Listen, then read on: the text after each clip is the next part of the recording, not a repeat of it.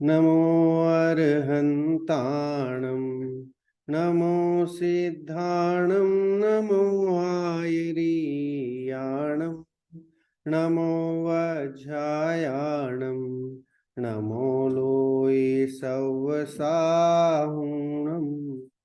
मंगलम भगवान वीरो मंगलम गौतमो गणी मंगलम कुंद कुंदाद्यो जैन धर्मोस्तु मंगलम सर्वमंगल मांगल्यम सर्वकल्याणकारकम प्रधानं सर्वधर्माणां जैनम जयतु शासनम जैनम जयतु शासनम जैनम जयतु शासनम मंगलमय मंगल करण वीतराग विज्ञान नमो ताहि जाति भय अरहंतादि महान करि मंगल करि हो महा ग्रंथ करन को कार जाते मिले समाज सब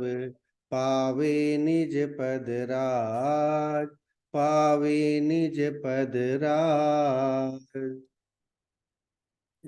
सो निज भाव सदा सुखद अपनो करो प्रकाश जो बहुविधि भव दुखे निको करिहे सत्तानाश अरिहंत सिद्ध सूरी उपाध्याय साधु सर्व अर्थ के प्रकाशी मांगलिक उपकारी है तीन को स्वरूप जानी रागते भई जो भक्ति काय को न माए स्तुति को उच्चारी है धन्य धन्य तुम ही से काज सब आज भय कर जोरी बारी बारी वंदना हमारी है मंगल कल्याण सुख ऐसो हम चाहत हैं हो मेरी ऐसी दशा जैसी तुम धारी है हो मेरी ऐसी दशा जैसी तुम धारी है। यह मोक्ष मार्ग प्रकाशक नामक ग्रंथ है जिसके तीसरे अध्याय पर अपनी चर्चा चल रही है। पिछली कक्षा में तीसरा अध्याय हमने शुरू किया था और इसमें टोडरमल जी ने बहुत ही एक अच्छा उदाहरण के माध्यम से समझाने की कोशिश की है कि संसार में कहीं सुख है नहीं, जिसे हम सुख मान के बैठे हैं वह सुख नहीं है, सुखाभास है, क्योंकि उसमें स्थायित्व नहीं है। जिसे जो सुख है और फिर साथ में हमारे ज्ञान की भी इतनी उत्कृष्टता नहीं है कि उसको जो है वो पूरी तरह से भोग सके। क्षयोपशम ज्ञान के हम धारी हैं, तो कब क्षयोपशम मतलब घट बढ़ चलता रहता है, कभी याद रहता है कभी नहीं रहता है, कभी कुछ रहता है कभी भूल जाते हैं और हम पूरी तरह से भी उस विषय को नहीं भोग सकते। तो उसकी चर्चा भी आज यहाँ आगे आने वाली है। स्वाध्याय का अपना महत्व जो है, स्वाध्याय हम करते हैं साप्ताहिक ही करते हैं, लेकिन एक दिन का स्वाध्याय भी हमारे भव भवांतर को सुधारने में बहुत कार्यकारी सहयोगी ये बन सकता है। सो क्रोधादि कषायों की मंदता होती है जब हम स्वाध्याय करते हैं। दूसरा लाभ है अल्प ज्ञान होने पर तीन लोक का ज्ञान होता है, क्योंकि शास्त्रों में केवल ज्ञानियों की वाणी गर्भित है और केवल ज्ञानियों ने जो जाना है उसको हम कैसे जाने, उसका माध्यम जिनवाणी का श्रवण, जिनवाणी का स्वाध्याय, उसी के माध्यम से यह संभव है। और तीसरा है अधिक अधिक ज्ञान होने से हमें आनंद की प्राप्ति होती है, इसलिए हम स्वाध्याय करते हैं ताकि हमें ज्ञान भी हो, हमारी अज्ञानता दूर हो और एक्चुअल में जैनिज्म क्या है, जैन धर्म क्या है। हमारे ऋषि मुनियों ने, महात्माओं ने, मुनिराजों ने, आचार्यों ने इतनी पुरुषार्थ करके इतने इतने ग्रंथ लिखे और उन ग्रंथों का निचोड़ क्या है। क्या हम इस मनुष्य भव की, इस भव में हम उस उतने, उन्होंने तो इतनी मेहनत करके करुणा करके इतने ग्रंथ लिखे और हमारा दायित्व है कि हम उसका श्रवण करें, पठन करें। तो ये कार्य, ये दायित्व हमारा बनता है और वो हमें करना ही है। आज की कक्षा का हमारा विषय जो कि पिछला ही चल रहा है, संसार दुख के बारे में जानना, संसार दुख का कारण क्या है उसको पहचानना और आत्मज्ञान का महत्व। क्योंकि संसार में अगर सुख नहीं है तो सुख कहाँ है, इसकी चर्चा जो है यहाँ पर करेंगे। इसको कंटिन्यू करेंगे जो पिछली कक्षा में हमने लिया था। अगर आपके पास शास्त्र जी है तो पेज नंबर 47 आप निकाल लीजिए। 47 पे अपनी चर्चा यहाँ से शुरू होती है। सबसे पहले देखिए, मैं थोड़ा चाहता हूं कि इसको अपन पढ़ भी ले और साथ में, ताकि विषय को हमें समझ में आए। इससे पहले एक तो डॉक्टर का उदाहरण दिया था।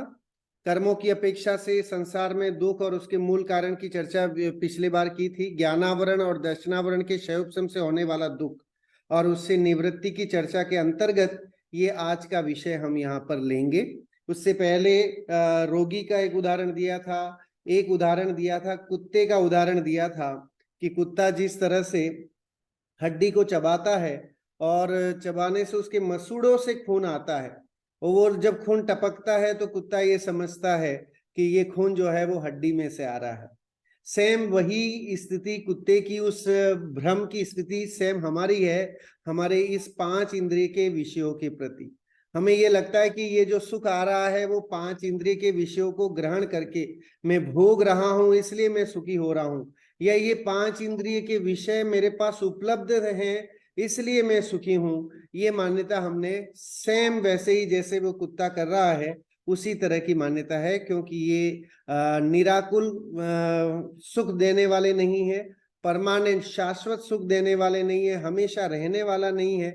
ये कुछ समय के लिए कर्म के उदय के अधीन ये सामग्री नौ कर्म का संयोग बनता है, और फिर जब कर्म का ऐसा संयोग वो होता है तो सहज ही नौ कर्म के इन पदार्थों का वियोग भी से होता देखा जाता है ना। दुनिया में हम देखते हैं तो सड़कपति रोडपति बनते, समझ लीजिए सड़कपति करोड़पति बनते उसे देर नहीं लगती, और करोड़ अरबोपति जो है उसको उसकी फैक्ट्री जल जाए, उसका पूरा नुकसान हो जाए, उसके मार्केट में शेयर सारे डाउन हो जाए, और एक दिन एक मिनट में एक समाचार आए, एक वो हिडनबर्ग की रिपोर्ट आ जाए और वो सारा का सारा जो है वो सत्यानाश हो जाए।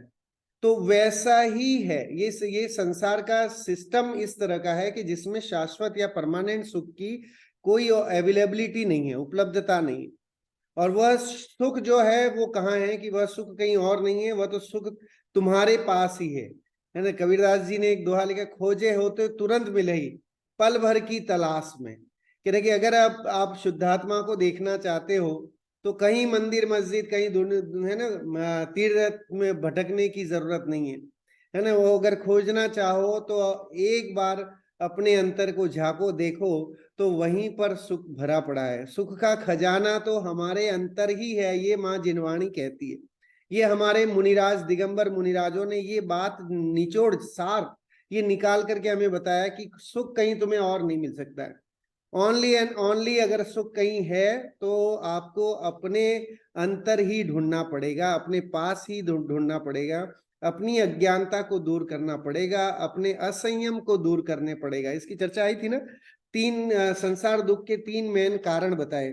कितनी गजब की चर्चा में यहाँ उन्होंने कहा था कि ये तो मिथ्या दर्शन, अज्ञान और असंयम, ये 3 संसार के दुख के कारण हैं। ये मेन चीज है। मैं पूरा समझ लीजिए कि द्वादशांग का सार है कि अगर हम संसार में सुख खोजना चाहते हैं तो हमें ये पता होना चाहिए कि दुख का कारण मिथ्या दर्शन, अज्ञान और असंयम है।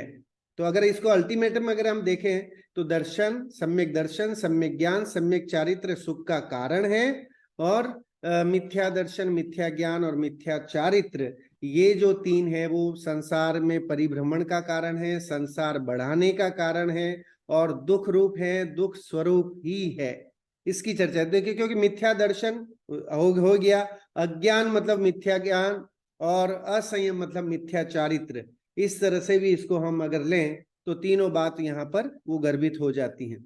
तो इसलिए संसार में अगर हम चाहते हैं कि ये भाव हमें मिला है, शास्त्रों में जिस तरह का वर्णन आता है कि अति दुर्लभ, महादुर्लभता से हमें जैन कुल मिला है, 5 इंद्रिय की उपलब्धता मिली है, सुंदर शरीर मिला है ना, सब सामग्री सुविधाएं सब कुछ अच्छी मिली हैं, तो इसका सदुपयोग जो है वो तत्व के निर्णय में, अज्ञानता को दूर करने में हमें पुरुषार्थ करना चाहिए।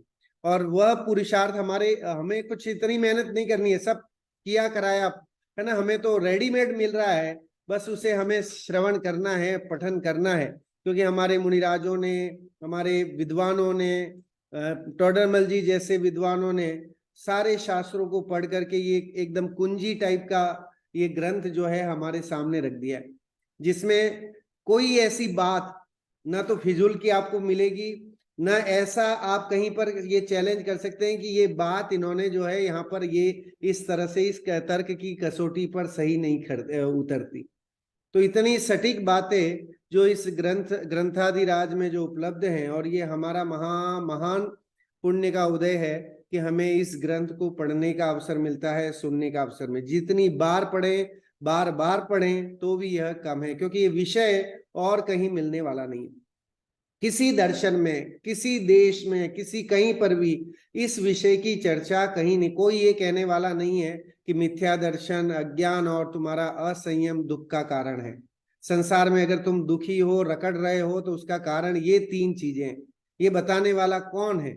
ये बताने वाले टोडरमल जी जैसे विद्वान, या हमारे आचार्य कुंद आचार्य जैसे महान आचार्य, भावलिंगी संत।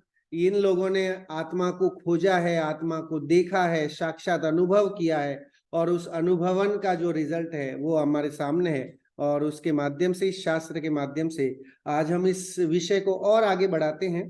देखिए पेज नंबर 47 पर है। मैं चाहता हूं कि आप में से कोई पढ़े, ताकि थोड़ी सक्रियता ज्यादा बनी रहे, न सिर्फ ऐसा हो कि मैं पढ़ूं, आप में से भी कोई पढ़ेगा तो ज्यादा मैं समझता हूँ अच्छा रहेगा। अभिषेक भैया आप पढ़ो जरा आज फर्स्ट ये वाला पैराग्राफ। अभिषेक भैया शायद आवाज नहीं जा रही है। और कोई पढ़ना चाहे तो आप में से ओके ओके, अभिषेक भैया लिख रहे हैं कि मैं अभी कहीं वो बाहर हैं। चलो मैं ही पढ़ लेता हूं। शयोपशम रूप इंद्रियों से तो इच्छा पूर्ण होती नहीं है। ये शयोपशम की चर्चा अपन कर रहे थे। जो ज्ञान हमें है वो ज्ञान कौन सा है? तो ये जो ज्ञान है वो है शयोपशम ज्ञान, है ना। हमारा ज्ञान, देखो 2 ज्ञान होते हैं, एक तो शयोपशम ज्ञान और एक शायिक ज्ञान। शायिक ज्ञान मतलब पूर्ण ज्ञान, शयोपशम ज्ञान मतलब आधा अधूरा ज्ञान। हमारा मति ज्ञान कैसा है कि इंद्रिय और मन के द्वारा जाना जाता है, लेकिन वो समस्त विषय को नहीं जान सकता। अभी मैं जिस कमरे में बैठा हूं उस कमरे से बाहर क्या हो रहा है आई डोंट नो, मुझे नहीं पता है। ठीक है, मैं जिस कंट्री में रह रहा हूं उस कंट्री से बाहर क्या हो रहा है आई डोंट नो, मुझे नहीं पता। तो इस कारण से मेरा ज्ञान जो है वो बड़ा लिमिटेड ज्ञान है, शयोपशम ज्ञान है। और इन शयोपशम रूप इंद्रियों से जो इच्छा है पूर्ण होती नहीं है। इसलिए जो ये इंद्रियों की इच्छा है, इसीलिए देखिए यहां लिखा है, इसीलिए मोह के निमित्त से इंद्रियों को अपने अपने विषय ग्रहण की निरंतर इच्छा होती ही रहती है। मोह उदय के कारण हम ये जो 5 इंद्रियां मिली हैं, पहले तो 5 सेंस, जिसे है ना इंग्लिश में बोलते हैं 5 सेंस। मनुष्य को जो ये 5 सेंस मिले हैं उसके साथ एक सेंस और मिला है। वो सेंस कौन सा है? मन। इसीलिए मनुष्य जो है वो संगी कहलाता है। देखो, समनस्का अमनस्का, तत्वार सूत्र का सूत्र, उमा स्वामी भगवान ने सूत्र लिखा संसारी जीवों को बताने के लिए, समनस्का अमनस्का, कि समनस्क और अमनस्क 2 तरह के जीव होते हैं। एक संगी जीव होते हैं, मन सहित वाले जीव होते हैं, एक मन रहित वाले जीव होते हैं, है ना। एक इंद्रिय से लेकर के और 5 इंद्रिय असंगी जीव जो है वो मन रहित हैं। उनमें से कुछ जो पंचेंद्रिय हैं वो संगी जीव हैं, जो जो मन के साथ है। मनुष्य जिसको मन मिला हुआ है, विवेक मिला हुआ है, बुद्धि है, विचार है, तो मनुष्य जो है वो अन्य बाकी के 4 गति के जीवों से डिफरेंट है ना। प्रकृति ने एक ऐसा अनोखा ये तत्व निर्मित किया, ये समझ लीजिए कि जिसके कारण हम बाकी की चीजों से अलग हैं। तो हमारा तो कुछ दायित्व बनता है as a human, as a मनुष्य भी हमारा ये दायित्व बनता है कि हम एकेंद्रिय से लेकर के पंचेंद्रिय असंगी जीवों के प्रति संयम की भावना धारण करें, है ना। ये हमारा काम है। ये प्रकृति ने हमें यहाँ समझ लीजिए कि इस यूनिवर्स में बनाया या जो किया है उसका कारण है कि हम इन छोटे छोटे जीव जंतुओं के प्रति दया की भावना रखें, उनके प्रति करुणा भाव आए, कभी भी जो है किसी जीव को सताने की, मारने की ये हमारे अंतर में जिज्ञासा या वो भावना न रहे।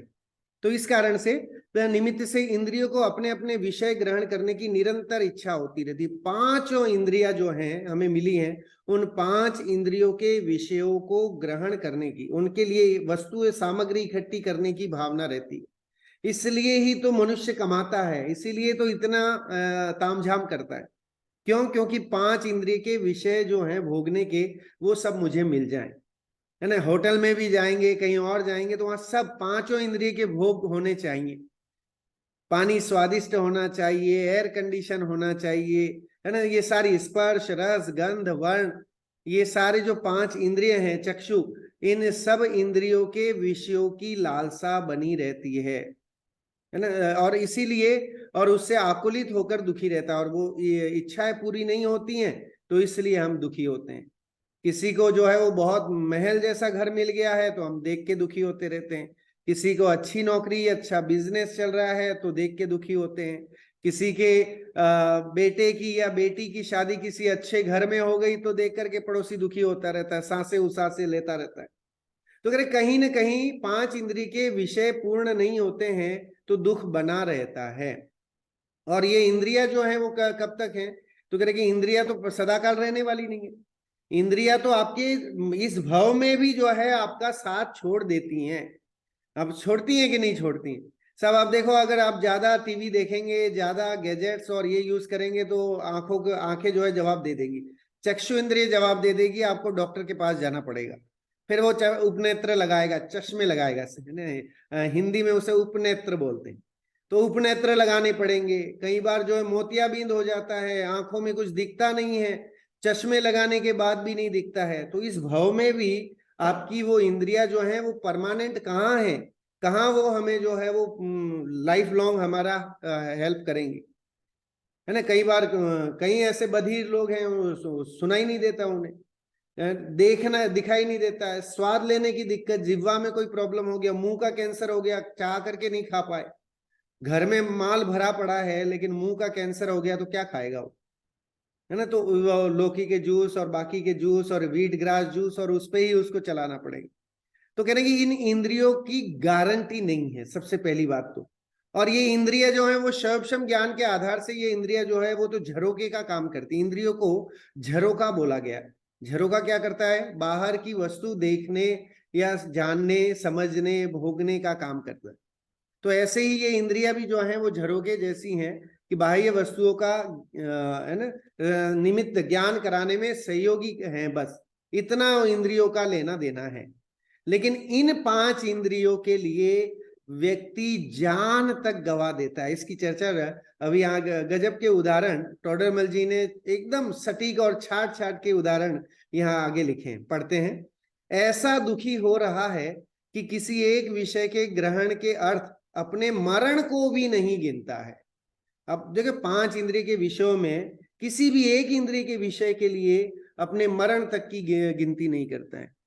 आपने कितने ऐसे प्रेम विवाह या ऐसे प्रेमी देखे होंगे जो जान जाए तो चली जाए, लेकिन वो जिसे चाहते हैं उसके लिए अपना सब कुछ बर्बाद करने के लिए और त्यागने के लिए तैयार हो जाते हैं। स्पर्शन इंद्रिय, स्पर्शन इंद्रिय की चाह में लैला और मजनू जो है वो मरते देखे जाते हैं, है ना। आत्मदाह करते हुए देखे जाते हैं, सुसाइड करते हुए देखे जाते हैं, हाथ को काटे, हाथ की नसें काटते हुए देखे जाते हैं, सेल्फास की गोलियां खाते हुए लड़के और लड़कियां देखे जाते हैं।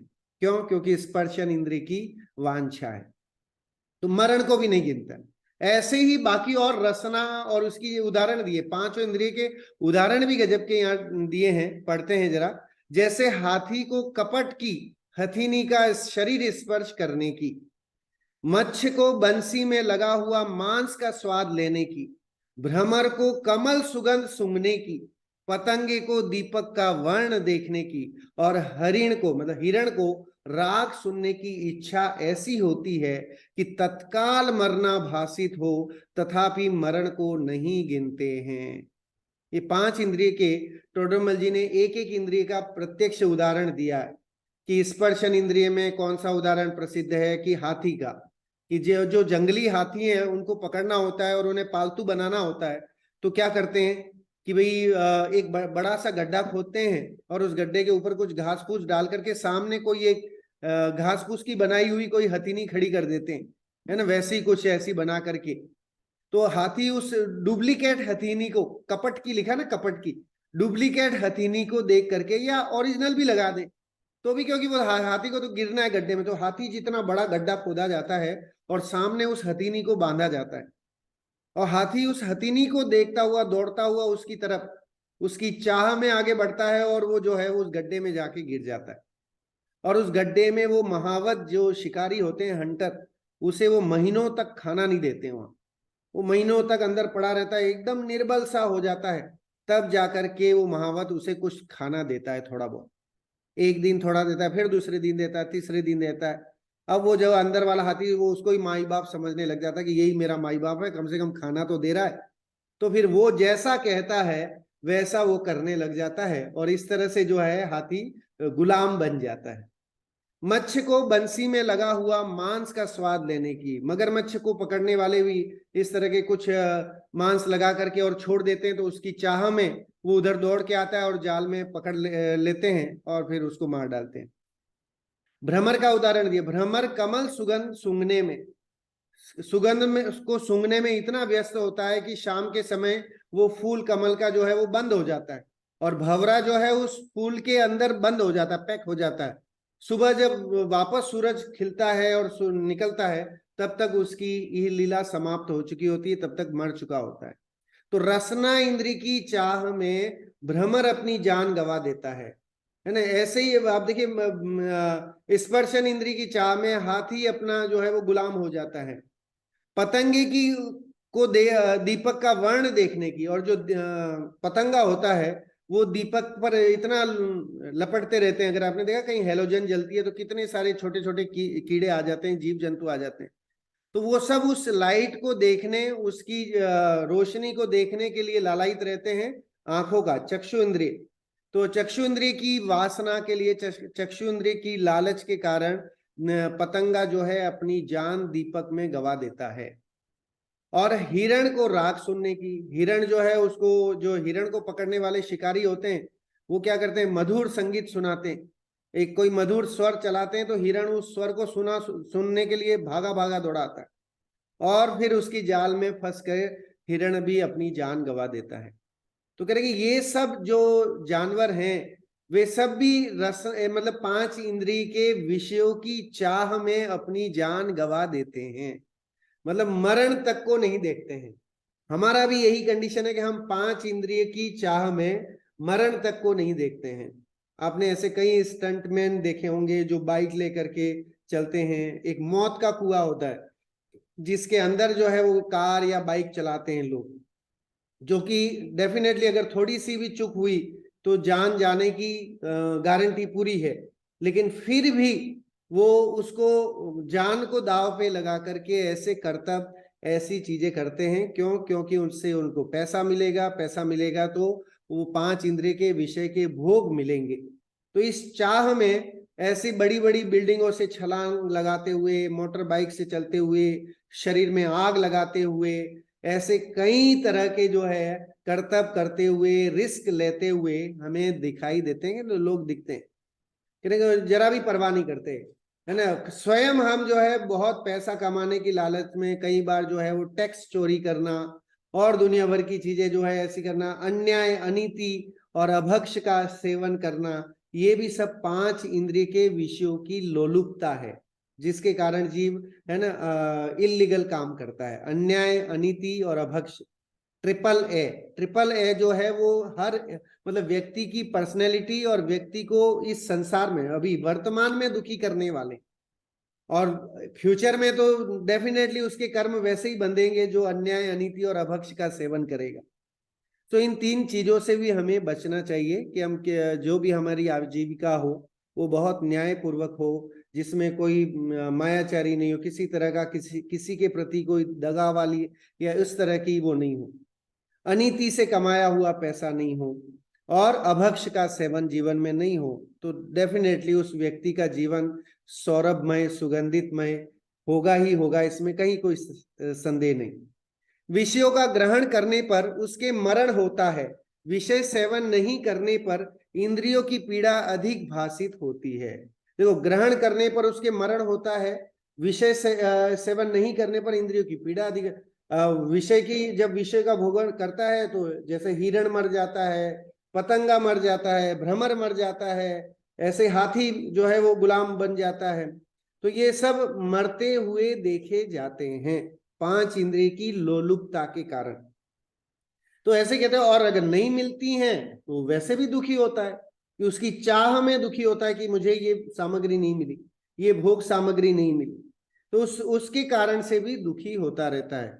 आशा तृष्णा जो है वो इतनी बढ़ती रहती है, कंटिन्यूअस जो है वो तृष्णा बढ़ती रहती है, तो इच्छाएं जो है वो कभी इच्छाओं का अंत नहीं है ना। जब लखपति नहीं बना था तब तक ये था कि लखपति बन जाऊं, जब लखपति बन गया तो साहब अब करोड़पति तो बनना पड़ेगा, सो करोड़पति बनने की और दृष्टि दौड़ाता है। फिर जब करोड़पति बन जाता है, साहब अभी 1 करोड़ हुए हैं, फिर 5 करोड़ हो जाए, 10 करोड़ हो जाए, है ना, फिर 1 अरब हो जाए, तो भावनाएं इच्छाएं जो है वो बढ़ती रहती हैं, और उस हिसाब से अपने विषय भोग भी बढ़ाता जाता है। जैसे जैसे इनकम सोर्स बढ़ता है वैसे वैसे ही जो है वो पांच इंद्रिय के विषयों को भी बढ़ाता जाता है, लेकिन सुखी कभी नहीं होता है। अगर सुखी होता तो फिर ये सब छोड़ के जाने की जरूरत क्यों पड़ती, है ना। तीर्थंकरों को ये सब छोड़ के जाने की जरूरत नहीं पड़नी चाहिए थी। तो इसकी चर्चा यहाँ पर की। इसके बाद आगे विषय को बढ़ाते हैं। इन इंद्रियों की पीड़ा से पीड़ित रूप सर्वजीव निर्विचार होकर जैसे कोई दुखी पर्वत से गिर पड़े वैसे ही विषयों में छलांग लगाते हैं। कोई विचार नहीं है ना, निर्विचार लिखा, बिना विचार के इन इंद्रियों की पीड़ा से पीड़ित होकर के ये निर्विचार होकर के दुखी होकर के, और जैसे पर्वत से किसी ने छलांग लगा दी ऐसे ही विषयों में छलांग लगाते हुए देखे जाते हैं। हर एक जो है वो जोड़ने में लगा हुआ है ना, एक ऐसी रेस लगी हुई है कि मैं उससे आगे बढ़ जाऊं। और इसके कारण से आज देखो इतना तनाव, सबसे ज्यादा अगर कोई बीमारियां फैल रही हैं तो उसका है सबसे मानसिक टेंशन, मेंटल प्रॉब्लम सबसे ज्यादा है। इवन जापान में ऐसा कहा जाता है कि 80% लोग वहां मनोरुग्ण है ना, मानसिक प्रेशर में है, मानसिक तनाव। क्यों है? क्योंकि साहब उन्हें अमेरिका से आगे बढ़ना है, और दुनिया की जो कंट्रियां डेवलप हो रही हैं उनसे भी आगे बढ़ना है, ये भावना अंतर में। इसीलिए, और वो हर काम स्पीड से करने की भावना, फटाफट निपटाने की, पता नहीं कहाँ पहुंचने वाला है ना, ये मनुष्य कहाँ जाने वाला है, कहाँ पहुंचने वाला है। ऐसी ऐसी ट्रेन्स, ऐसी ऐसी चीजें बन गई हैं कि जो आपको फटाफट ले जाने वाली हैं। 1 घंटे, हम 12 घंटे का सफर 1 घंटे में तय करें, इस तरह का जो है वो प्रतिस्पर्धा होड़ लगी हुई है, और उस होड़ में मानसिक संतुलन जो है वो बिगड़ गया है। और मानसिक संतुलन नहीं होने के कारण डेफिनेटली जो है वो बाकी के विकार, शरीर के और बीमारियां, और इसके कारण से धर्म में मन कहाँ लगेगा। देखिए, धार्मिक स्वाध्याय के लिए भी या धर्म करने के लिए भी मानसिक संतुलन होना बहुत जरूरी है। मेंटल डिजास्टर है तो डेफिनेटली जो है वो कभी भी मन लगने वाला नहीं। तो धर्म में मन कब लगे? क्योंकि घर के सब परिवारी जनों में शांति का वातावरण हो, प्रेम का वातावरण हो, है ना, आपस में सम्मान की भावना हो, तो जो है वो पूरे परिवार के लोगों में आप धर्म की भावना जागृत कर सकते हैं। घर में कषाय रूप परिणाम है, ईर्ष्या, द्वेष, जलन, एक दूसरे को, है ना, ऐसे आगे बढ़ने की भावना, दूसरे को टांग खींचने की भावना, तो उसे कभी धर्म सुहाएगा नहीं, उसे कभी स्वाध्याय करने का मन नहीं लग सकता। सो स्वाध्याय में मन लगाने के लिए भी हमें जो है वो मानसिक तनाव से दूर रहना जरूरी है। और स्वाध्याय अपने आप में मानसिक तनाव को दूर करता है, क्योंकि अज्ञानता है ना, हमारी अज्ञानता है, स्वाध्याय करने से वो अज्ञान दूर होगा। और जब अज्ञान दूर होगा तो हमें ये समझ में आएगा कि मैं आया किस लिए हूं, इस यूनिवर्स में मेरा जन्म हुआ है, मुझे ये मनुष्य भाव मिला है, तो आखिर किसके लिए मिला है? तो भव का अभाव करने के लिए, है भव के अभाव के लिए ये मनुष्य भाव मिला है। सो वो काम हमें करना है, वो चिंतन, वो डिसाइड कि हमें वाकई ये जो बुद्धि मिली है, विवेक मिला है, विचार मिला है, तो ये हम 5 इंद्रिय के विषय भोगों को इकट्ठा करने में ही नहीं लगा दें। ठीक है, एक जगह एक स्थान तक उसकी आवश्यकताएं हैं, तो उन आवश्यकताओं को उतनी तक सीमित करके बाकी का समय हम जो है वो तत्व चिंतन में, स्वाध्याय में, पठन में, इन चीजों में लगाएं। तो आई थिंक मेरे ख्याल से हमारा यह भाव भी और साथ ही जो है वो पर भाव भी सुधरेगा। अगर हम चाहते हैं कि हमारा लौकिक और पारलौकिक दोनों लाइफ हमारी बढ़िया हो जाए, तो उसके लिए स्वाध्याय के सिवाय और कोई उपाय नहीं है। स्वाध्याय ही एक ऐसी चीज है कि जिससे जो है वो आप दोनों भव को का सॉल्यूशन कर सकते हैं। इन इंद्रियों की पीड़ा से पीड़ित रूप सर्व जीव निर्विचार होकर जैसे कोई दुखी पर्वत से गिर पड़े, वैसे ही विषयों में छलांग लगाते हैं, नाना कष्ट से धन उत्पन्न करते हैं। ठीक है, अनेक कष्ट हो जाएं लेकिन फिर भी पैसा आना चाहिए। हाय पैसा, सिर्फ और सिर्फ पैसे के लिए दौड़ता हुआ देखा जाता है इंसान। अगर आप दिल्ली की लोकल ट्रेन के पास या बाहर खड़े हो जाएं और सुबह आप वहां खड़े होकर के ऑब्जर्व करें, तो आपको लगेगा, दिखेगा कि लोग कैसे भाग रहे हैं, कैसे दौड़ रहे हैं, है ना। एक थोड़े से पैसे को अर्जित करने के लिए सुबह 4 बजे से निकलता है वह व्यक्ति और रात को 9-10 बजे पहुंचता है अपने ठिकाने पर और जाके सो जाता है, फिर दूसरे दिन सुबह 4 बजे उठता है। किसके लिए? कि सिर्फ इस पापी पेट के लिए, है ना। इसे हम पापी पेट बोलते हैं। देखो, पशुओं में और मनुष्यों में अगर हम देखें, पशु पेट तक सीमित है, लेकिन मनुष्य जो है वो पेट से ज्यादा उसको पेटी की भी चिंता है, जिसके कारण विषयों को अभी तो भोग ही रहा है, लेकिन मैं फ्यूचर में भी मुझे मिले, इसकी भी प्लानिंग चलती है। अच्छा, किस पशु की जो है वो फ्यूचर की प्लानिंग है? किसने अपना लाइफ इंश्योरेंस करा रखा है? किसी गाय, बैल, भैंस, है ना, किसी घोड़े ने अपना लाइफ इंश्योरेंस कराया, साहब मैं मर जाऊं तो मेरे बाद क्या होगा, किसको क्या मिलेगा। जिंदगी के साथ भी और जिंदगी के बाद भी किस जानवर को चिंता है? सिर्फ मनुष्य को चिंता है, क्योंकि इसको विषयों की लालच है, लंपटता है, जिसके कारण से वो जिंदगी के साथ भी और जिंदगी के बाद भी इसकी चिंता किए जाता है। तो कह रहे कि देखो, मनुष्य और पशुओं में यही फर्क है। कह रहे कि पशु सिर्फ अपना एक लिमिटेशन है उसकी, कि वो सिर्फ इतना सोचता है आज जो मिल गया, पेट भर गया, दैट्स इनफ। लेकिन इंसान जो है उसको इतने से काम नहीं, पेट भरने से काम नहीं चलता है। पेटी भरना चाहिए, फिर पेटी के बाद बैंक बैलेंस भरना चाहिए, है ना, और सब चीजें भी हो जानी चाहिए, उसके बाद भी नहीं भरता है। तो इस कारण से अगर हम देखें, तो अगर आज हम डिसाइड कर लें, मैं कई बार ये बोलता हूं कि अगर हम आज डिसाइड कर लें कि हमारे पास इतना ऑलरेडी हो चुका है कि हम अगर दाल चावल रोटी सब्जी, ये 4 चीजें ही मैं बोल रहा हूँ, ज्यादा पकवान अकवान नहीं, लेकिन ये 4 चीजें अगर मैं आज से नौकरी छोड़ दूं या आज से मैं बिजनेस छोड़ दूं तो मेरे पास है, तो भी फिर भागे जा रहे हैं 8-8 घंटे, 9-9 घंटे, 10-10 घंटे, हम फिर भी नौकरी किए जा रहे हैं, फिर भी जो है वो बिजनेस और उसमें लगे जा रहे हैं। तो डेफिनेटली वहां पर यही बात आती है टोडरमल जी की, ये पेटी भरने की फिराक में बैठा है, उसे विषयों की छलांग मार रहा है, बस अपना मनुष्य भाव जो है वो व्यर्थ कर रहा है, जो छलांग लगा रहा है, गोते लगा रहा है, लेकिन मिलने वाला उसको हाथ हजूर कुछ आने वाला नहीं है। चाहे कितना घूम लेगा, कितना कर लेगा, लेकिन एंड ऑफ द, क्योंकि ऐसे कितने हमने देखे और देखे जाते हैं जिनके पास कोई कमी नहीं थी, लेकिन फिर भी डॉक्टरों ने मना कर दिया था कि साहब जो है आप शुगर नहीं ले सकते, आप मीठा नहीं खा सकते, आप ये नहीं कर सकते।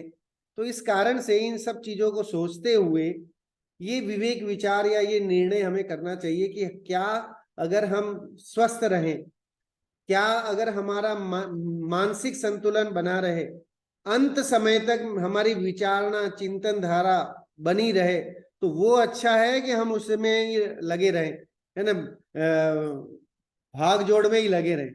तो वो हमें विचार करना चाहिए। नाना कष्ट से धन उत्पन्न करते हैं, उसे विषय के अर्थ खोते हैं। जैसा पैसा आता है वैसा खर्च करने की भावना होती है।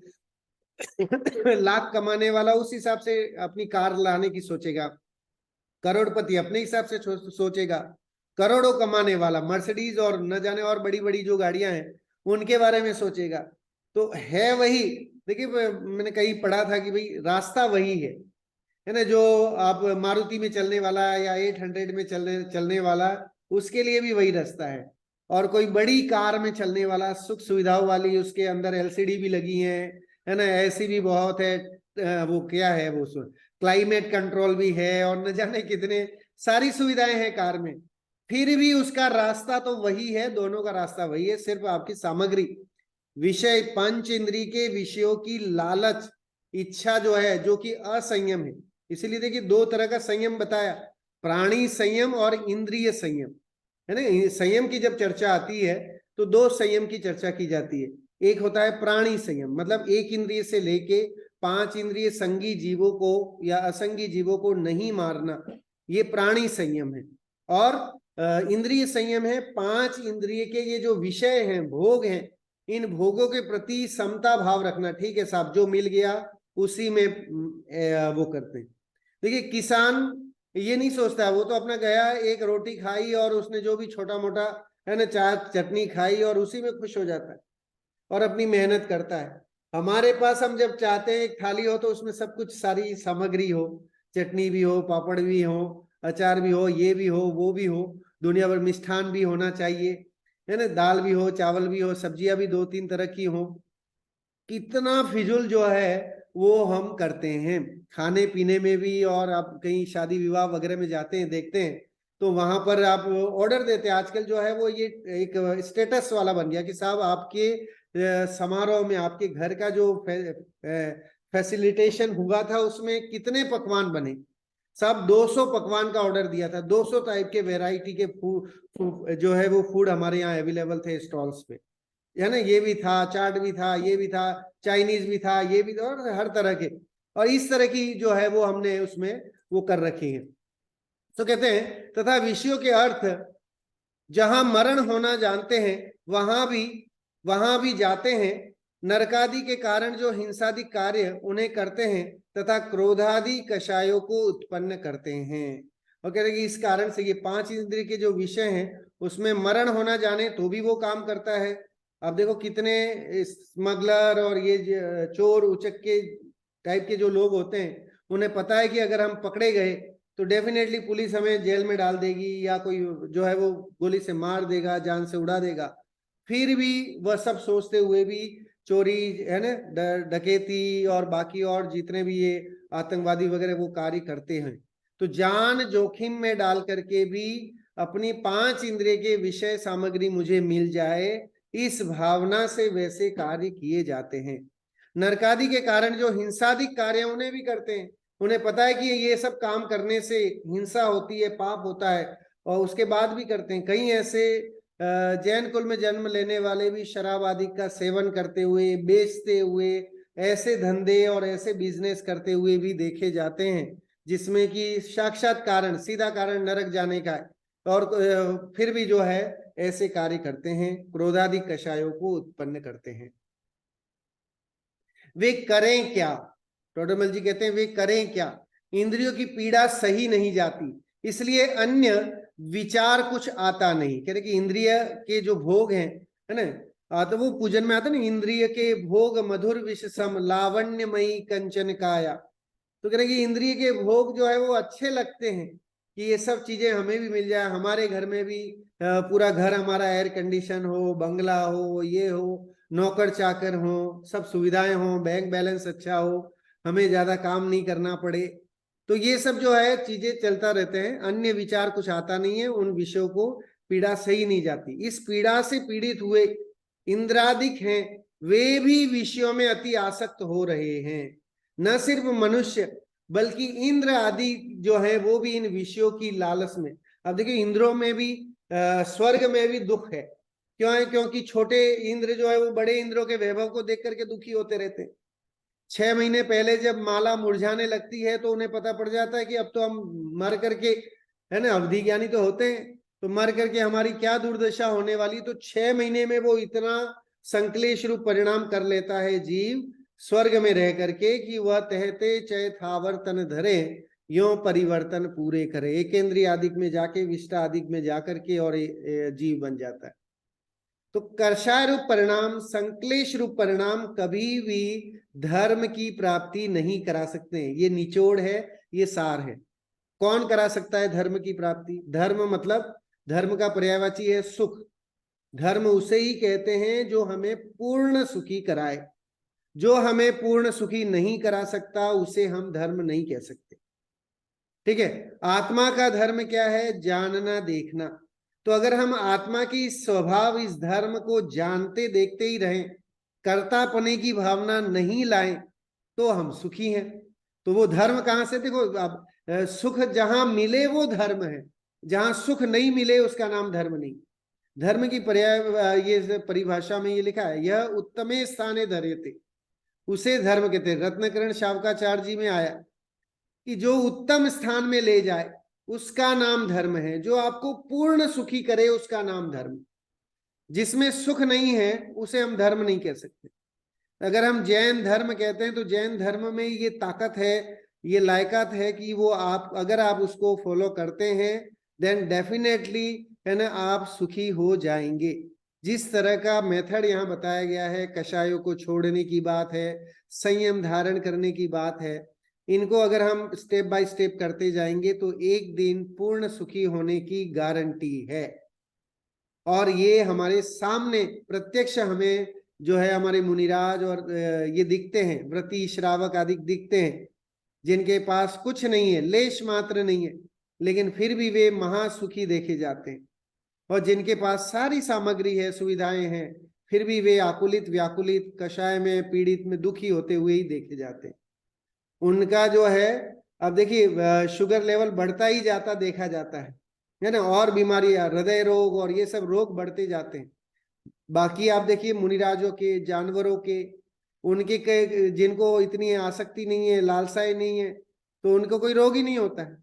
ऊंट को कभी आपने सुना कि हार्ट अटैक से ऊंट मर गया, या घोड़ा जो है वो हार्ट अटैक से मर गया, या शुगर ज्यादा था इसलिए मर गया?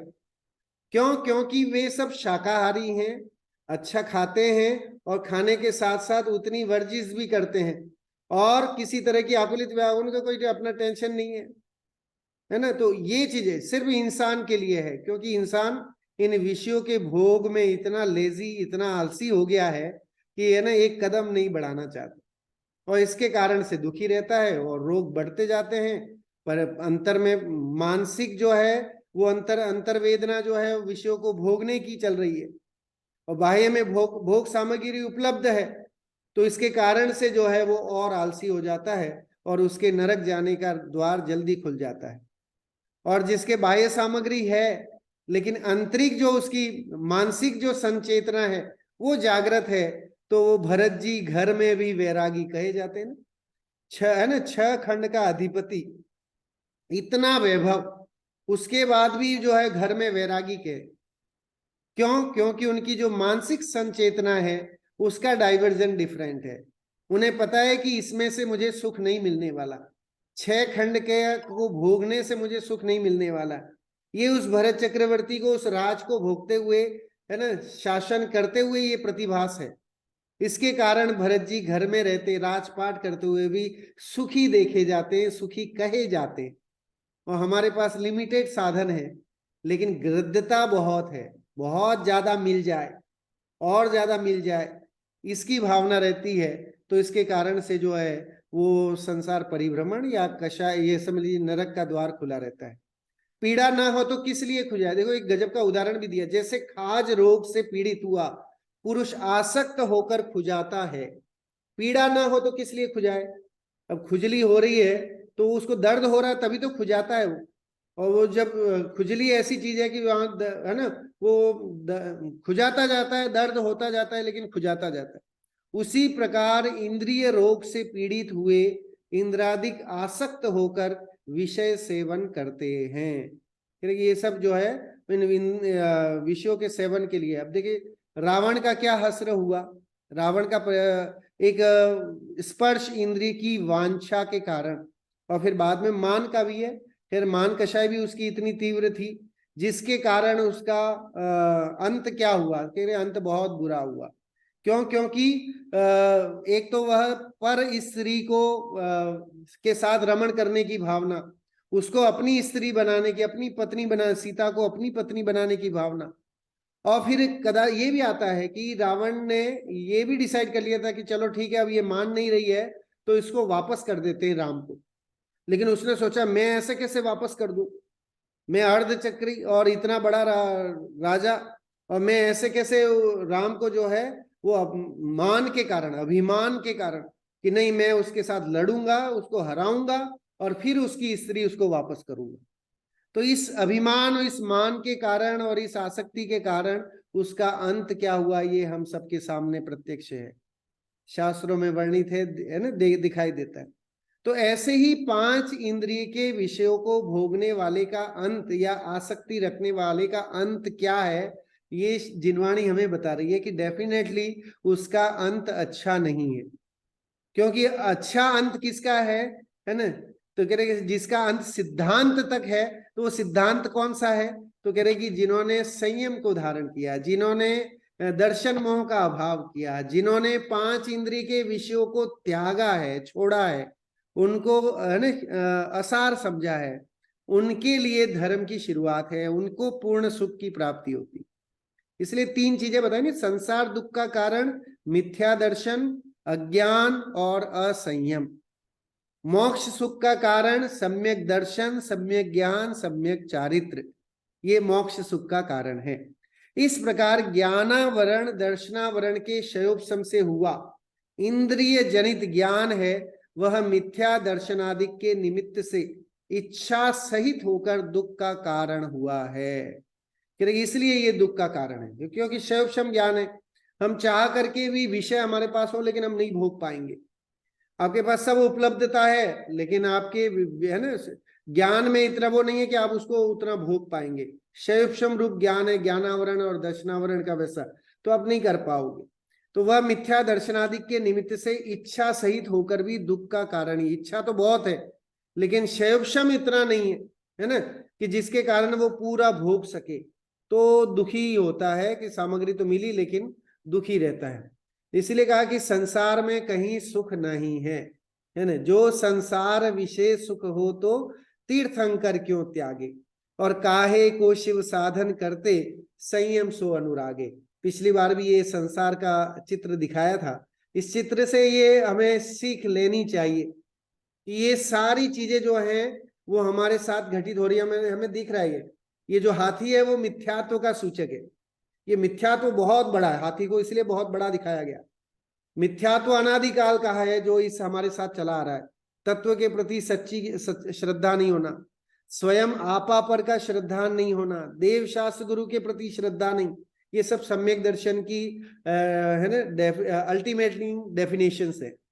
या तो देव शास्त्र गुरु का सच्चा श्रद्धान, उसका नाम सम्यक दर्शन, आपा पर का नाम श्रद्धान, उसका नाम सम्यक दर्शन, तत्वार श्रद्धानम सम्यक दर्शनम, है ना। ये सब होना चाहिए लेकिन होता नहीं। क्यों? क्योंकि मिथ्या तो बैठा है, दिन रात हमारे जो है वो मनुष्य भव जा रहा है, प्रतिदिन जो है क्षय को प्राप्त हो रहा है, हम और निकट आ रहे हैं, मृत्यु के निकट जा रहे हैं। एक एक दिन जो है वो उसमें आता है ना 12 भावना में, अंजुली जल सम जवानी क्षीण होती जा रही, है ना। तो आप देखिए अंजुली में पानी भरे हुए, जैसे हम हाथों में उंगलियों में पानी इसमें भर लें तो पानी कितनी देर तक रहने वाला है, कह रहे कि धीरे धीरे बहने वाला है, नष्ट होने वाला है। लेकिन इन हम 5 सोचते हैं कि ये जो मिला है, कई लोग ऐसे कहते हुए देखे जाते हैं कि ये मनुष्य भाव मिला है तो इसको भोग लो, है ना। उसके बाद तो किसने देखा, कई ऐसे दर्शन भी हैं।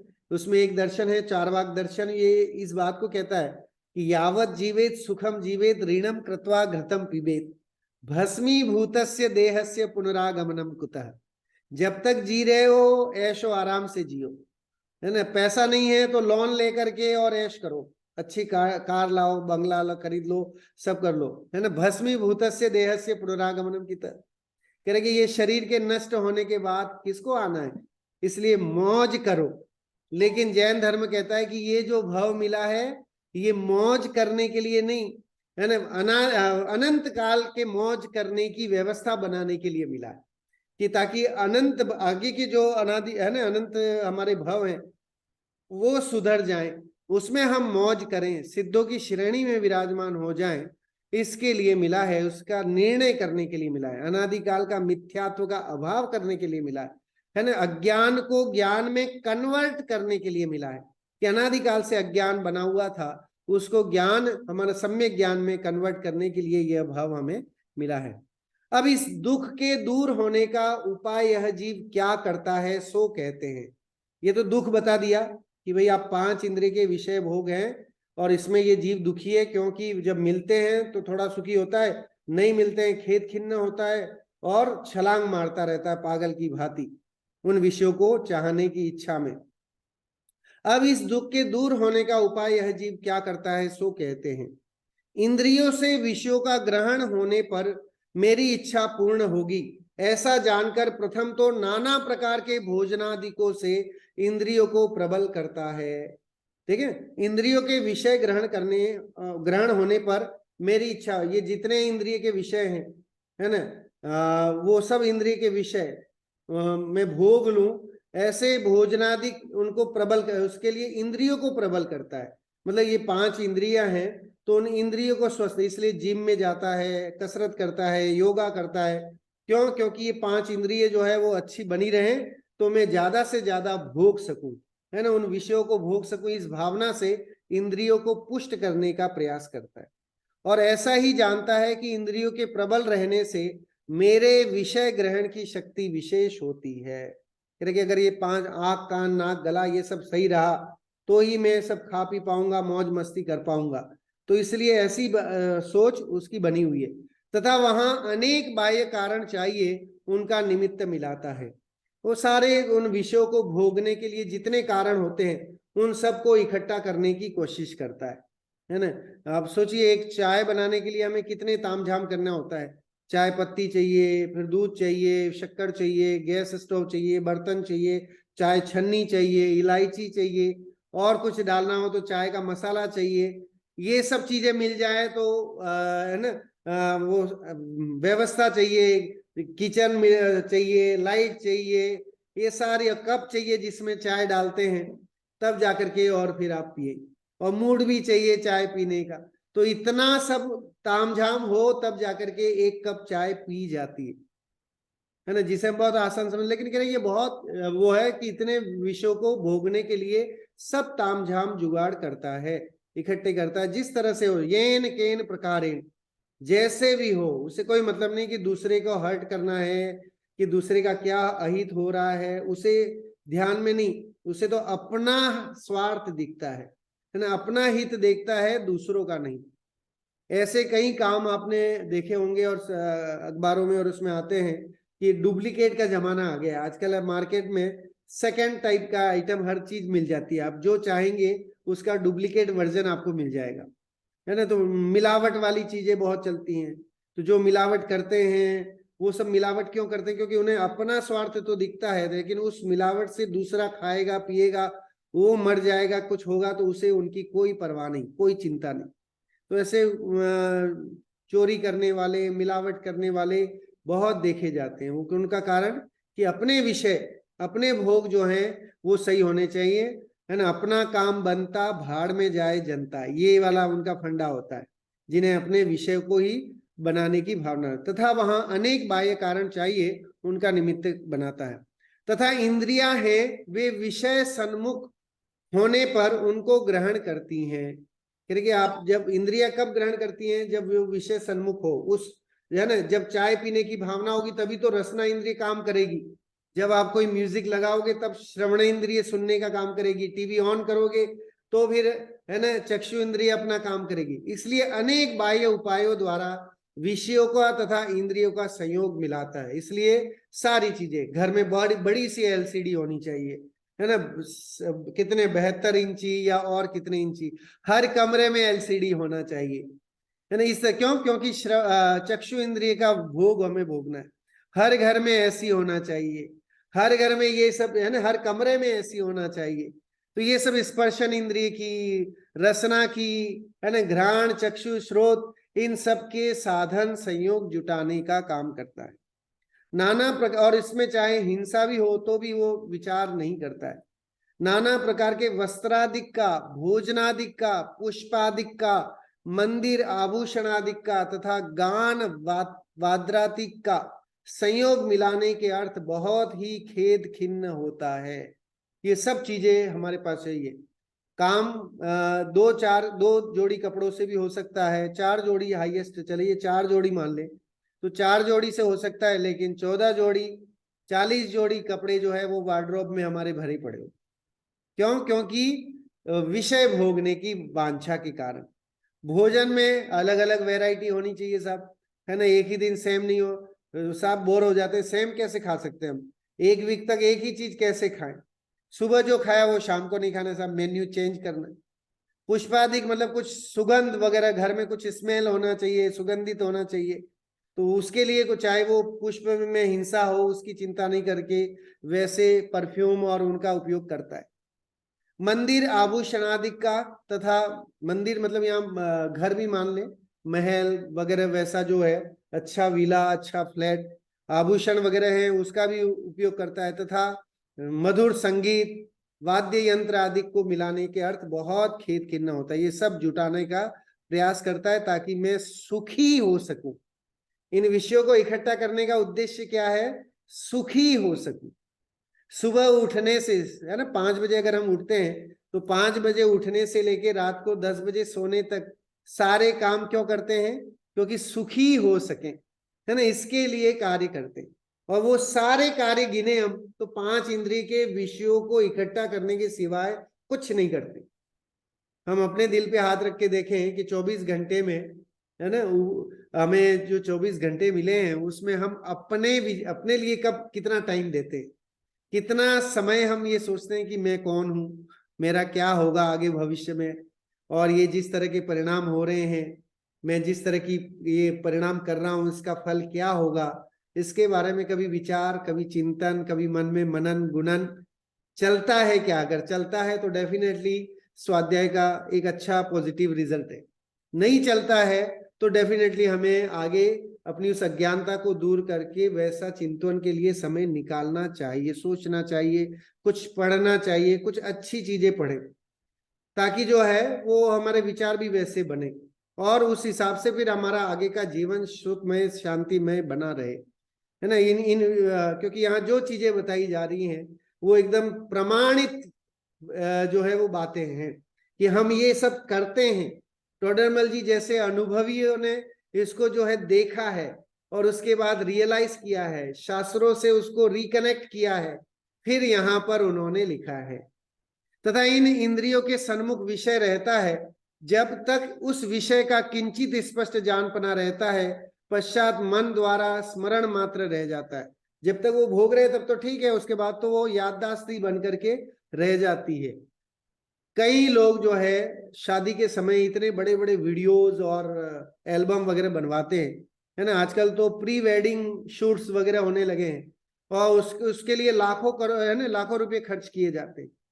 आप, मैं कह रहा हूँ, एक किसी जोड़े से पूछें कि जो आपने शादी से पहले जो भी शूट करवाया था, वीडियो वगैरह बनवाया था, वो कितनी बार आपने शादी के बाद देखा, या जो एल्बम आपने बनवाया था वो कितनी बार खोल करके देखा। तो आप में से हर कोई ये कहेगा साहब टाइम कहाँ है, फुर्सत कहाँ है, मरने की फुर्सत नहीं है साहब हमें, तो वो कहाँ देखेंगे। लेकिन वही स्मरण में रह जाता है बस खाली। लेकिन हम किए जाते हैं ऐसे जतन और ऐसे कार्य अविवेक के कारण, अज्ञानता के कारण, कई ऐसे पाप हमें, है ना, जिसका हमें नॉलेज नहीं है, ज्ञान नहीं है, जिसके कारण किए जाते हैं और कर्मों का बोझा बढ़ाते जाते हैं। काल व्यतीत होने पर स्मरण भी मंद हो जाता है और धीरे धीरे वो भूल जाते हैं। याद कहाँ रहता है? आपकी शादी में किसने आके आपको 1001 का टीका किया था, कहाँ याद है आपको? तो नहीं याद है क्योंकि भूल गए। अब पता नहीं कौन आया था, नहीं आया था, किसको याद है? तो सब विस्मरण हो जाता है। ऐसे ही भोगों का भी है कि आपने क्या भोगा। अच्छा मैं पूछूं आपको कि आज है रविवार, शनिवार को आपने मॉर्निंग में क्या खाना खाया था, या 1 महीने पहले आपने, क्या चलो अभी तो 2-3 दिन का याद भी हो सकता है, 1 महीने पहले क्या खाया था, तो आप नहीं बता सकते कि साहब मैंने उस पर्टिकुलर डे को क्या खाया था। तो वो विषय जो है वो धीरे धीरे मंद होते हैं, चले जाते हैं। इसलिए उन विषयों को अपने अधीन रखने का उपाय करता है ना, और शीघ्र शीघ्र उनका ग्रहण किया करता है। इसलिए बार बार जो चीज मिल जाए उनको भोग लेना चाहता है फटाफट, है ना, सब चीजें मिल जाए। तथा इंद्रियों के तो एक काल में एक विषय का ही ग्रहण होता है। अब जब आप टीवी देख रहे होते तो उस समय टीवी का ही आनंद आएगा, और या तो फिर इसीलिए लोग जो है लोग बाग कहते हैं टीवी देखते समय खाओ मत, है ना, या खाते समय टीवी मत देखो। अगर खाना खा रहे हो तो खाने का मजा लो, आनंद लो, और नहीं तो टीवी देखना है तो टीवी देखो। एक काम करो, जहां आपने अलग अलग डाइवर्जन किया, डेफिनेटली वहां पर जो है अहित होना है।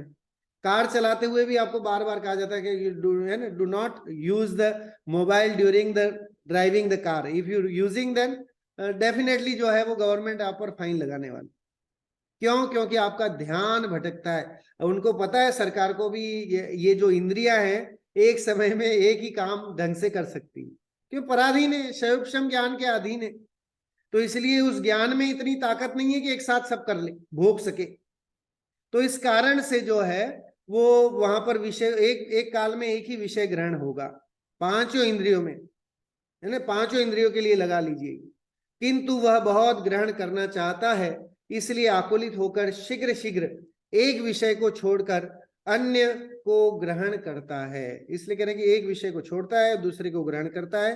हाय तौबा मचा रखिए कि सब कुछ मिल जाए, है ना, सारी सुविधाएं मिल जाए, तथा उसे छोड़कर अन्य को ग्रहण करता है, ऐसे झपट्टे मारता है ना। ये टोडरमल जी ने उस समय, आज से 300 साल पहले ये बात उन्होंने उस समय भी लिखी कि उस समय भी लोगों की प्रवृत्ति वैसी ही चलती थी कि लोग विषयों को के पीछे ही भागे दौड़े। ये तो अनादि की संतति है, अभ्यास वैसा है कि पांच इंद्रिय के विषयों को भोगने में, उसको एकत्रित करने में, उसकी सामग्री को जुटाने में अपना सारा जतन चलता है।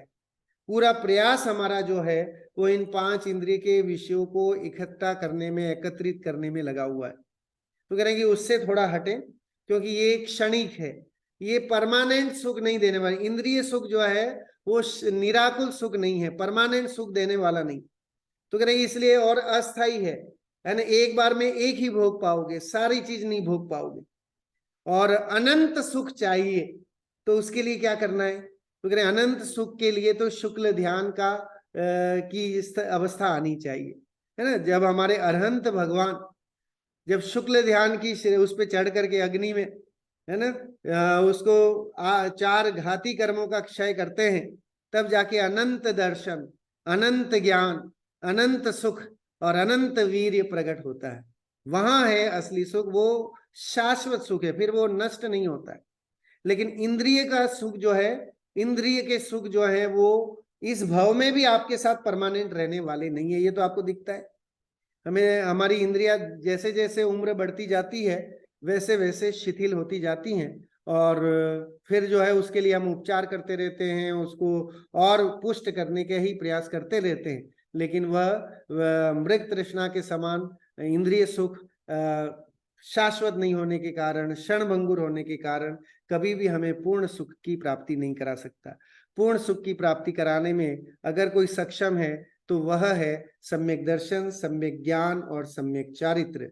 सो इस रत्नत्रय रूप धर्म को अंगीकार करें और अपना ये मनुष्य भाव सार्थक करें। इसी मंगल भावना के साथ बात को यहीं विराम देता हूँ। जिनवाणी स्तुति के लिए सभी लोग खड़े हो जाएंगे।